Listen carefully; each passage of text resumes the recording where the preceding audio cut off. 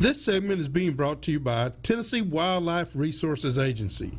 Join us in preserving and protecting Tennessee's wildlife. All right, welcome back, everyone, and you can call us here at 615-737-7767, and until those phone calls start coming in, we'll try to answer any question you might have, but until those phone calls start coming in, we've got a mutual friend, Jeff Hill, and we want to give a big shout out to Jeff. Yep. He was supposed to be here tonight, but a medical emergency came up with his grandson in Huntsville. So he did what every good grandfather should do, and it's be with their grandson. Got on down there. He got on down there. 8-month-old, battling a little bacterial infection, and so we throw it out there to keep him in your thoughts and prayers, and send good vibes down there to definitely. To get that little 8-month-old that was cheerful and cheery, and day before yesterday, now we need to get him back. That's right. So if you can do that, keep him in your thoughts and prayers, we'd appreciate it very, very much. But he is the owner and operator of Mad Dad Lures. That's right. It is starting to take effect, ladies and gentlemen, that a lot of people are starting to take notice of Mad Dad Lures. We could tell you some stories. Absolutely. Chris Snow, you saw the picture of him at Center Hill. That was caught on a Mad Dad Lure swim bait. Yep. Using a snow spin head, which I think are awesome. The best heads out there. That hook, you can't beat that hook. But even people at Lake Fork, in Lake Fork, Texas area, Florida, Chickamauga now. Yep. Kentucky Lake has been good. And he's mailed some to California. Where was the guy that just did the tournament that had the 32 pounds in the first day? Man, I can't remember. It was I'll remember it here in a little bit. But he got 32 pounds the first day. That's hard to beat when you're fishing these big tournaments. So that's a lot of pressure. You know, and the market's flooded with swim baits, so yeah, you got to pick and choose. We want to show, and the latest and greatest, I think, is he made them look like a spinnerbait. Right. And so if you can kind of take a picture of that, that is the latest and greatest what he's doing right now. Right. These are great because a lot of the fish, the bigger fish I believe is spawn, but they're moving, they're transitioning. There's some on the ledges, okay, there's some, but there's some on the way too. I think your primary points, your lake points, you throw this out and let it go all the way to the bottom and then slow roll it back, you might get your arm broke. Well, I throwed it in the swimming pool, both of them, and it's just crazy, especially when you stop catch a fish in that swimming pool. I tried, they just wouldn't bite. You know? And the way it falls with that blade, it's kind of like, it's just different, you know. It's something you could even jig, like let it vertically fall back. Well, I know Jimbo is a spinnerbait fisherman. Oh, that's all that boy will almost throw. I know it. Is this going to change your attitude? Yes. I'm looking forward for spring of the year next year. I heard that. Well, I want to show them one more, Courtney, before I go to the callers, and that's this one right here. This is an awesome looking blade in itself. It's got a smaller profile. It is this is the 5-inch, so smaller profile. This one already comes with a hook in the bait itself, so you don't have to do any hooking. You just put this attachment to it right here, and it comes from a swim bait to a spinner bait. Right, and that comes in packs of 5 also. So. That's right. So they can use it. It's got 3 spinners, which gives it that extra flash. So this might be a great choice too. It's just another thing to give it a reaction choice. by That's right. That's more minutes. Here, I want to show this one right here. This is the newest. The newest. This is their 6-inch version of that same bait. As you can tell, that is one lively tail. Yeah. Yes. A lot of fishermen want to see it do that. That means it is very lively, and will do a great job through the water. This one's actually been cut off of somebody's line. Who's been using this? Wait a minute. No, Let me see that. he ain't going. I can tell you where it's going. Gosh, dog. Say bye to Daddy. Hey, we got some calls, so let's go to our callers. We got Chris. Chris, how can we help you tonight? Yeah, Hugh, I talked to you last week, wanted to know how the bluegill bite was on Center Hill. I'll let you know we went Saturday and brought in 78 big bluegill, so the bite is on. The bite is on. I tell you what, I don't know if anybody noticed. People, you need to go to Facebook and go to Tennessee Wildlife Resources and befriend them on Facebook. They have just released a video that I think is unique, and I believe it was filmed on Center Hill, of bluegill beds and how they act to another fish coming in on those bluegill beds. Most amazing video I've seen. It's very entertaining, but I was glad you said that, because they did it there to show people that the bluegill are on bed, and they're biting good. How about shell cracker? How about shell cracker? That's a good question. We only caught one red ear. Okay, all right.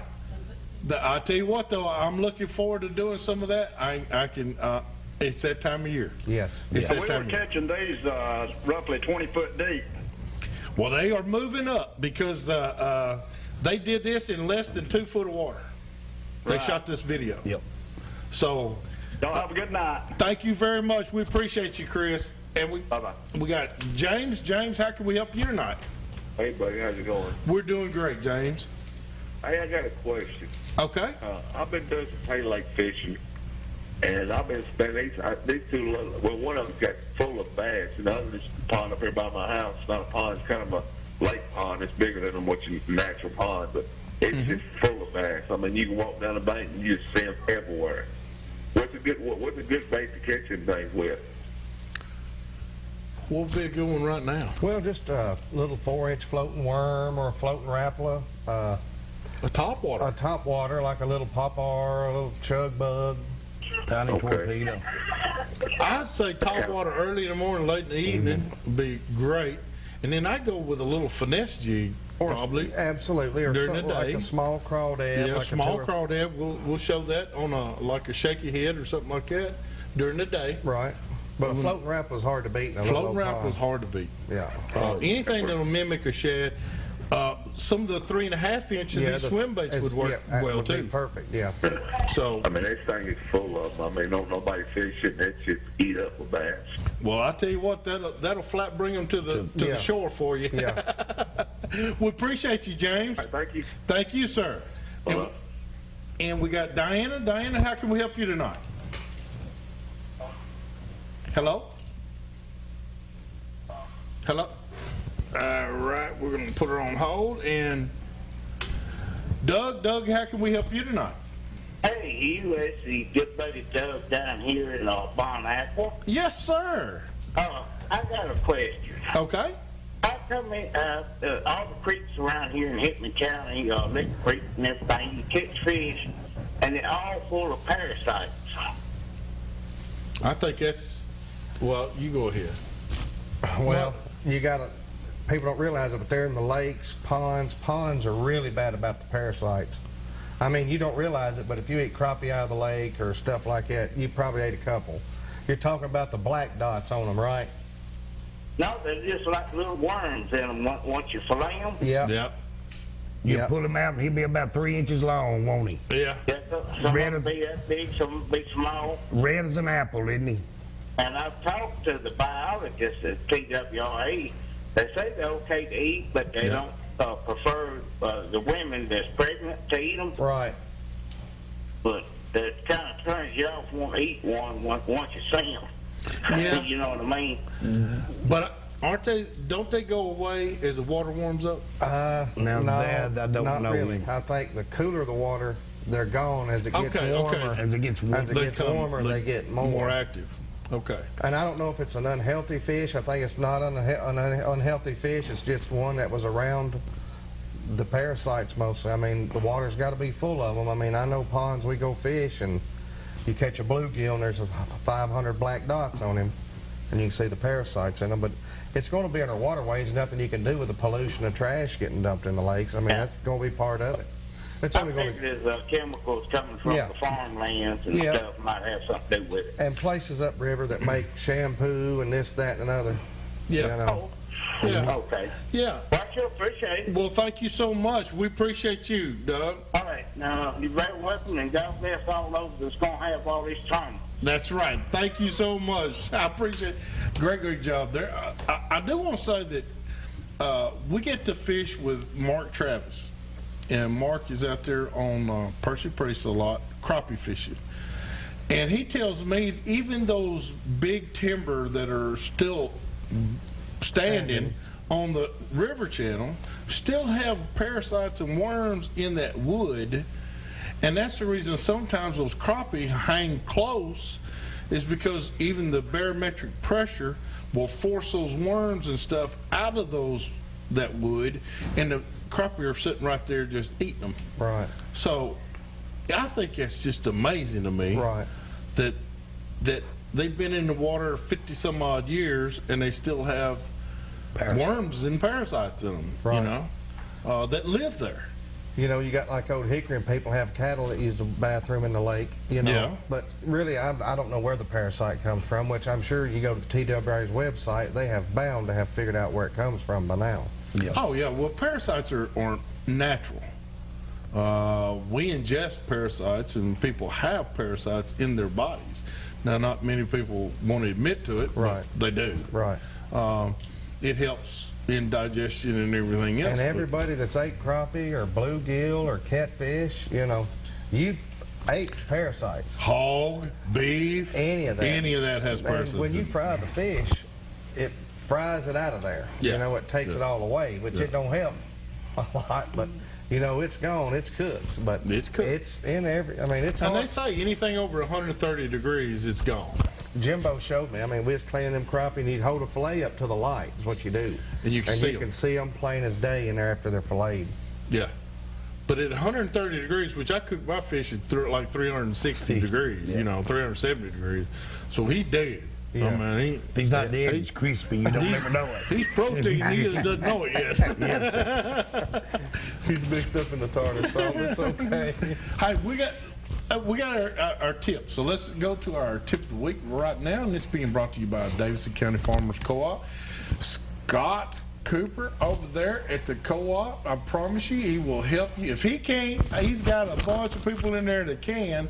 But let me tell you something, they got brand new shipments of rabbit hutches and chicken hutches, and just a great place to go if you want to learn anything you need to know about your horses or cattle or anything like that. Davidson County Farmers Co-op, right there on Dickerson Road. Go by there and tell Scott we said hello. Hey, Dave, when I asked you, and you came up with a great tip, right? It is that time. It's that time. Get your boats ready. Check all your life jackets, your whistles, your fire extinguishers, Your horn. your throw cushions. Definitely check your batteries. Don't back in the lake. Be in there and your batteries you ain't checked them and the motor won't start. All your ropes, tail lights, brakes, bearings. It's just that time. You're going to be going. Everybody's going to be going.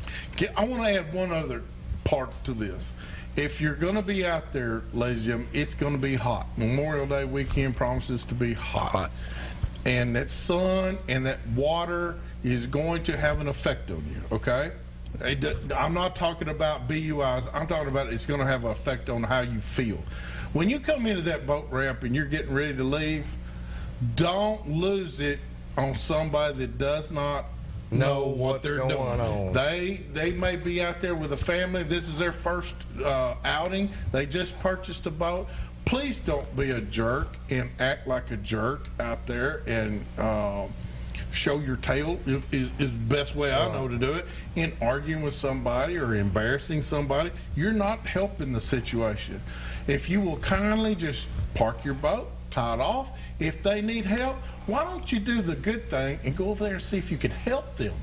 That's what I like to do. Go over there and say, you know, I noticed you're having a little problem here. Can I help you in any way?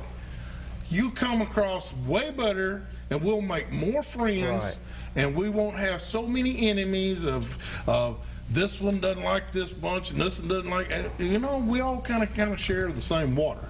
So And let's watch for people needing to be towed in. If you see a guy if you waving, see somebody you gotta- waving, they're not saying, hello, how are you? I know you, you know. They might be saying, hey, I need a cell phone. I need a jump. I might Something. need a tow, or can you take me to the truck or the Courtesy, ramp? courtesy. Just try and make this year, let's make it safe. I know the temperatures have a lot to do with it, but let's try and make it safe out there and, you know, turn it around if you were in their shoes. Let's do that. Hey, we're going to take a quick break. When we come back, we've got a neat recipes over here. Recipes, it's plural. So hurry back to more of Southern Woods and Waters.